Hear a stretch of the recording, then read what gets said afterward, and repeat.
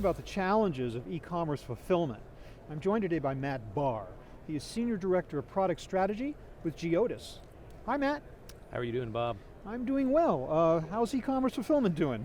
Is the big question. What are some of the big challenges that companies are facing today? I mean, it is always exciting, and I think when we think about the challenges that brands face, in their e-commerce operations, there's so many things that are really, either limited in their control or just simply out of control. And we could go on for a while talking about COVID and the impact of that, or on the ports.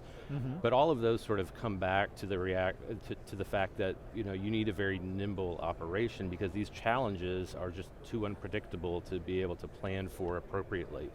And ultimately, the biggest challenge through all of this, I think, is really just managing that customer experience and managing the consumer's expectations around all of these. And that's really the root of it. I mean, we can speak some about the challenges of costs and inventory control, but all of that ultimately comes down to how do you manage those consumer expectations so that you can maintain your brand loyalty and grow despite a lot of things that are out of our control.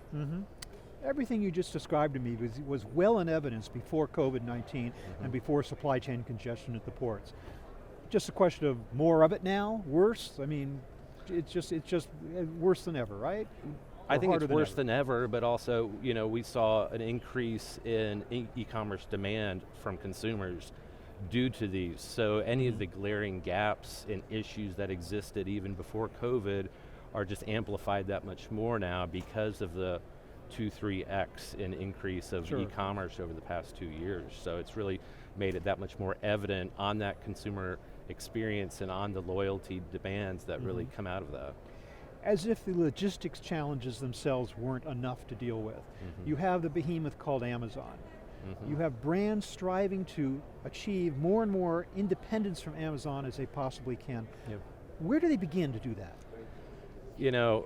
Amazon is amazing, and as a supply chain professional and as a consumer, there's a lot that they do right. I mean, the machine that they've created, not only on the fulfillment side, but even more importantly on the marketing side for a lot of brands, has been very helpful to them. But one of the glaring issues that creates is a struggle for a brand to have really its own brand awareness or loyalty, where they can actually grow the brand itself outside of Amazon. So, when you think about going beyond Amazon, there's some great platforms today.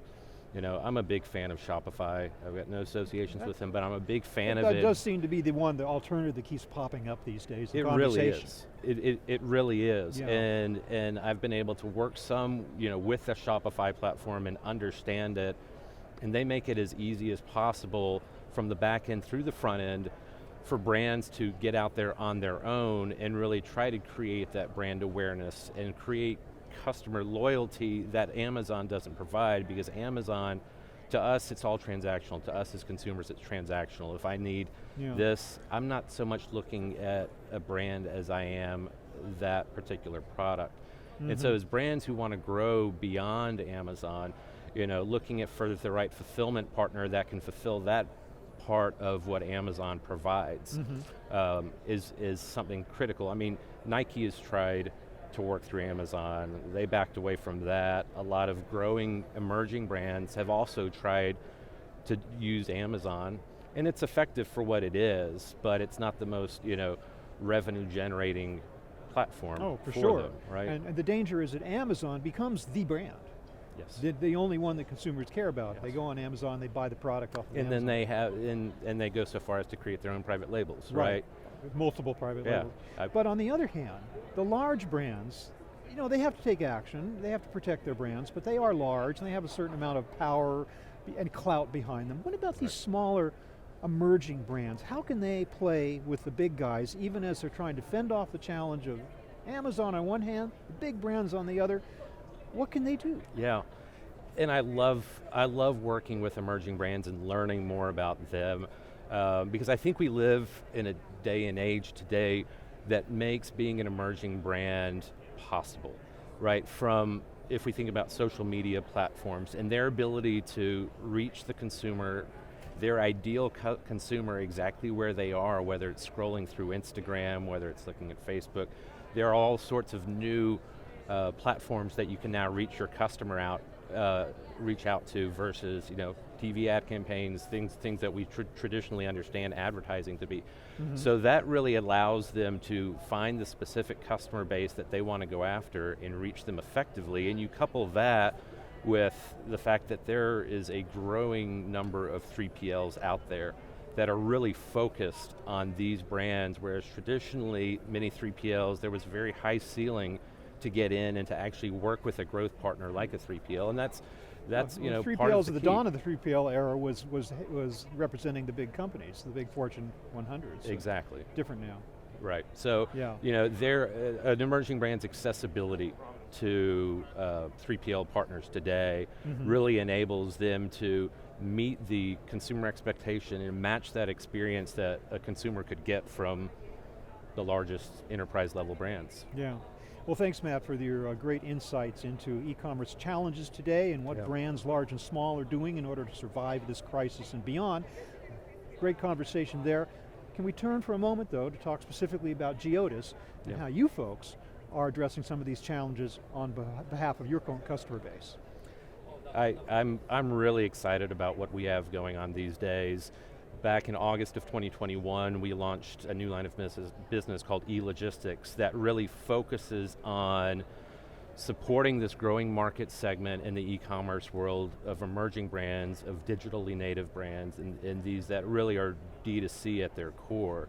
Because the traditional fulfillment model can't be translated to that market segment easily. So what we've basically done over the past year is develop e-logistics, which almost flips our entire business model on its head, because these brands aren't looking for long-term contracts.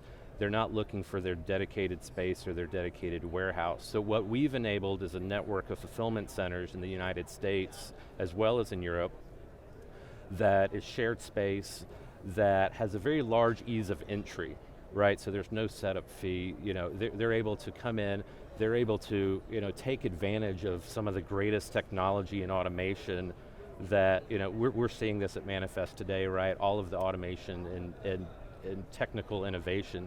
So what we've done is we've developed these warehouses in this fulfillment center that has the latest and greatest. We work with Locus, we work with Exotech, and putting these brands into facilities and fulfillment supply chain world that they wouldn't otherwise be able to access.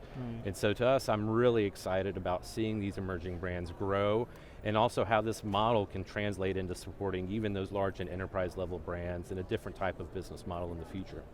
Thanks, Matt, once again about a great conversation about e-commerce, fulfillment, logistics, and a little bit about Geodis itself. Thanks very much. I appreciate it, thank you, Bob. I was speaking with Matt Barr of Geodis. Thank you very much for watching.